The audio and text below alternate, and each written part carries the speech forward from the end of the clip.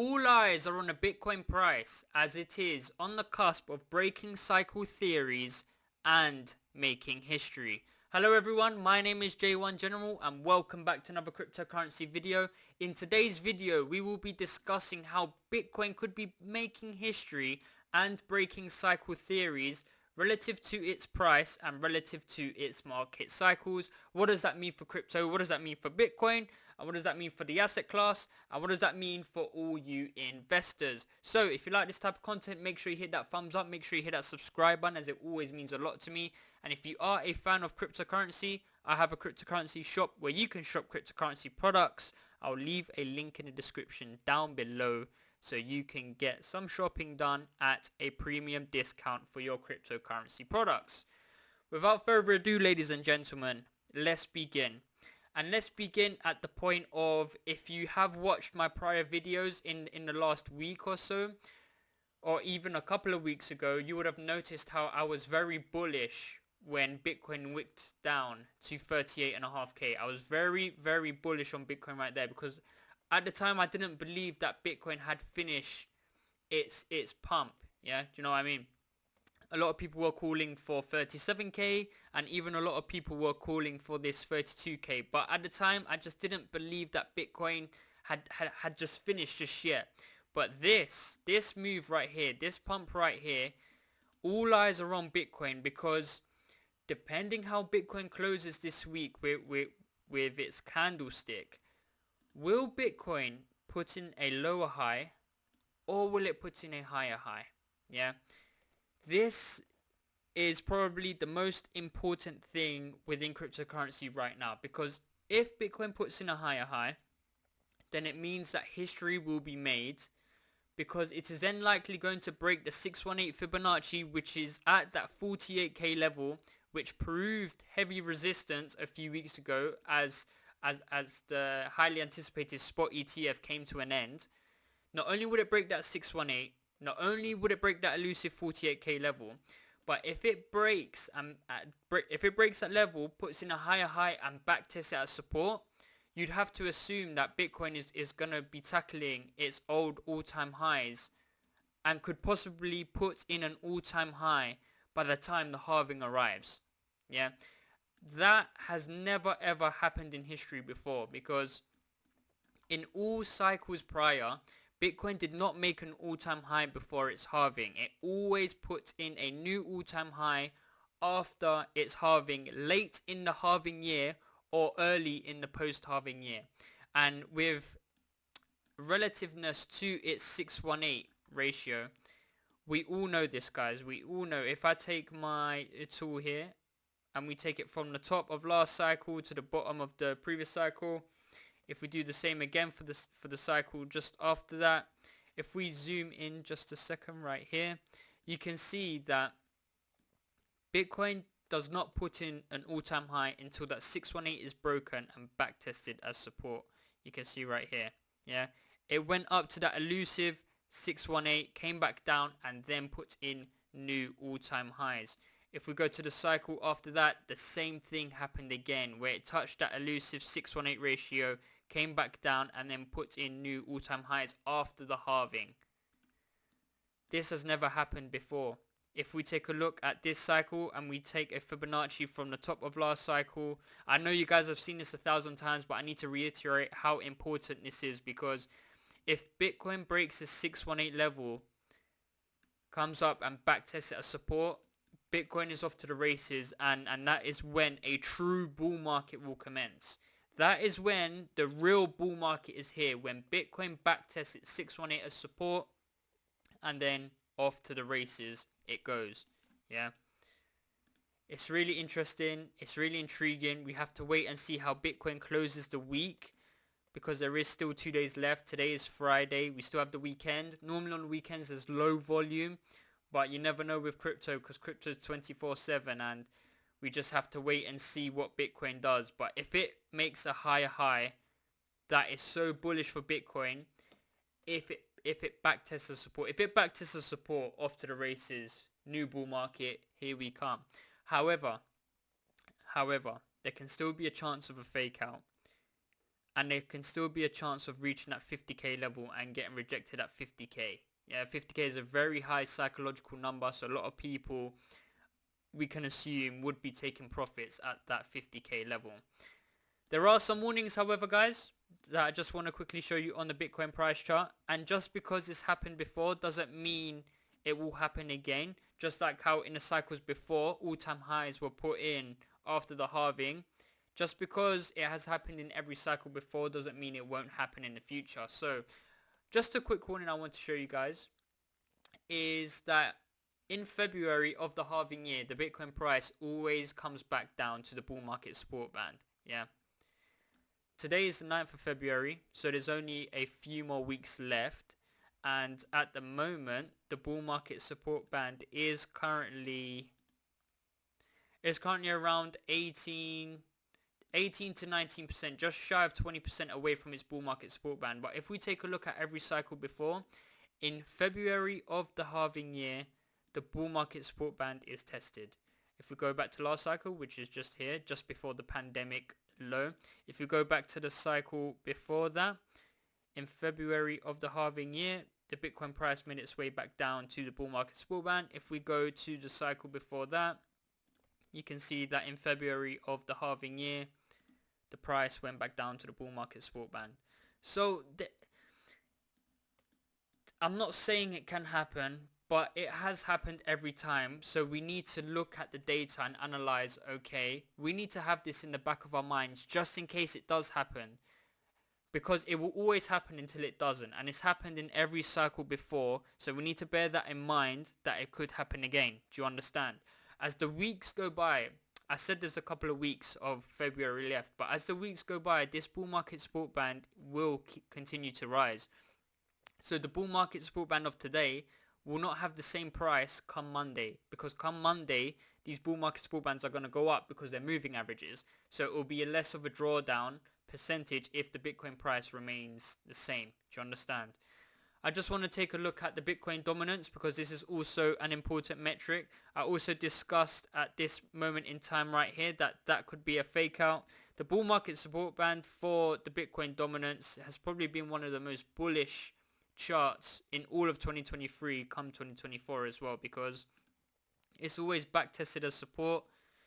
And the thing is, guys, if you always backtest the bull market support band as support, you will always trend upwards, obviously, because they are moving averages and they will keep moving up as price keeps moving up. So as long as you keep testing it as support, the charts will just keep going up, yeah, which is why it's called the bull market support band. And on the inverse, it's called the bear market resistance band, because if you are underneath the bull market support band and you keep getting rejected, then the charts will just keep coming down. Do you understand? So with the Bitcoin dominance, it's coming back to its highs, yeah, of around 54%. The bull market support band will need to clear 54% and come back to attack these highs. But just like the Bitcoin price, the Bitcoin dominance also has this 618 confluence ratio. If we take a look at last cycle and we take it from the high of last cycle to the lows of last cycle, you can see that the Bitcoin dominance also reached that 618 golden ratio before coming back down to a downtrend. So if we take a look at this cycle and we take it from the highs of last cycle to the lows of this cycle, you can see that the 618 figure is at that 60% level. Just over 60%. I believe the exact figure is 60.17, 60.2, around there.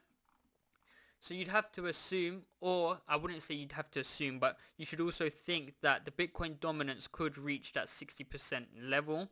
Yeah, because it done so last cycle and it could also do so this cycle. But the narrative behind that, I'm not just saying it because it's happened before. The narrative behind this is that we are still in a constrictive monetary policy where the Fed is constricting the funds, they're constricting their net assets and their cash. We're in a tight economy, guys, and you'd have to, it's common sense to analyze and believe that as the Fed is cutting the balance sheet and they're raising interest rates, assets, convert from high risk to low risk, and within the cryptocurrency asset class, high risks are altcoins. So altcoins liquidity are flowing back into Bitcoin. It happens every time. If we overlay this, if we actually overlay this with the Bitcoin price, just give me a second. If we overlay this with the Bitcoin price, actually no, not with the Bitcoin price. If I overlay this with US interest rates, because that is the topic of discussion, last cycle, Bitcoin dominance didn't essentially top out until the Fed cut for the first time. Yeah. So as the Fed was raising rates, Bitcoin dominance was going up. It is up until the Bitcoin dominance peaked, or up until the Fed cut, that is when the Bitcoin dominance peaked. Do you understand? So the same thing could happen again, where the first rate cut is expected to be in May, or it could even happen in March, where a potential scenario could be that the Bitcoin dominance peaks out when the Fed cuts for the first time. Yeah, that would be very confluent. But one of the main reasons for the Bitcoin dominance significantly rising over the last couple of weeks is because of the breakdown of the Ethereum Bitcoin pairing. You can see over the last few weeks or so, Ethereum Bitcoin has been bleeding, and Ethereum makes up a good chunk of the cryptocurrency asset class. Obviously not like Bitcoin, but it is the second largest cryptocurrency by market cap, so it does hold a lot of weight. Yeah, so for Ether Bitcoin to bleed, it does of course mean that the Bitcoin dominance does have a relatively high chance to increase. But I also want to show you something. This is what I wanted to overlay with the Bitcoin price, is that we've also discussed on this channel that Ether Bitcoin has this thing where it breaks down after a 1-2 punch, 1-2 punch, and it's also got a 1-2 punch. We also have this dip mid-cycle, dip mid-cycle, dip mid-cycle, and we're currently at this phase, yeah?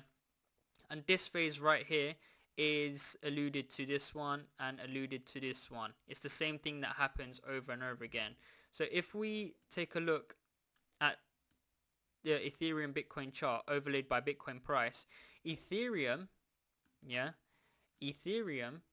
tends to break down on a Bitcoin pump.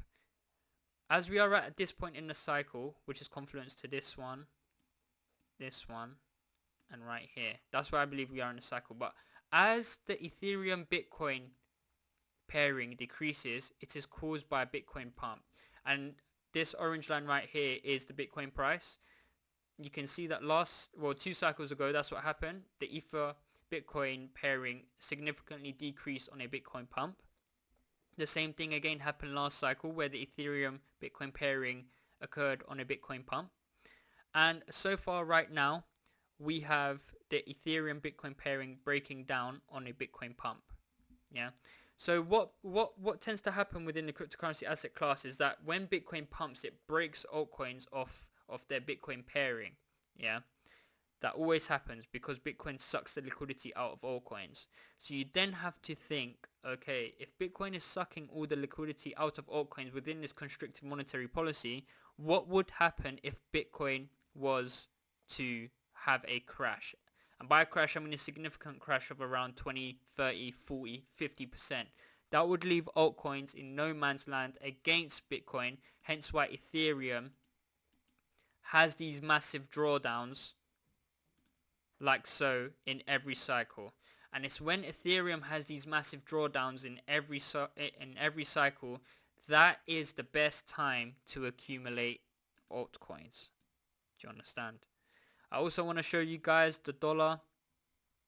This is the index chart for the US dollar, and you can see that right now, if I implement the bull market support band, you can see that the dollar is currently getting rejected, hence why Bitcoin could be pumping, because the US dollar and Bitcoin have a negative correlation, and the US dollar right now is currently getting rejected, yeah, from its bull market support band. If it does get rejected, you can expect a pullback right back down to this level, and that would essentially help Bitcoin and altcoins soar to the moon, big percentages to the upside as long as that happens. But if the US dollar does break to the upside, back to the support and go up, you could expect risk on assets like cryptocurrency. And what just happened to my camera? Okay, that's fine, that's all good. But you can expect risk on assets like cryptocurrency and stocks to continue rising. Speaking of stocks, just take a look at the S&P 500. This thing is just on a rampage, making all-time highs literally every week, every day. So risk on assets right now are doing really well, which is surprising because the economy right now is not looking too well. But that's stocks, cryptocurrency and risk on assets for you. It has happened in the past where a very bad economy has seen the stock market rally to new all-time highs, but that should be warning flags to you. I'm not going to dive into that too much in this video. That could be for a separate video, but that's it from me today, guys. I hope you all enjoyed the video. If you did, make sure you hit that thumbs up, make sure you hit that subscribe button, and as always, it's been your boy J1 General. Thank you and goodbye.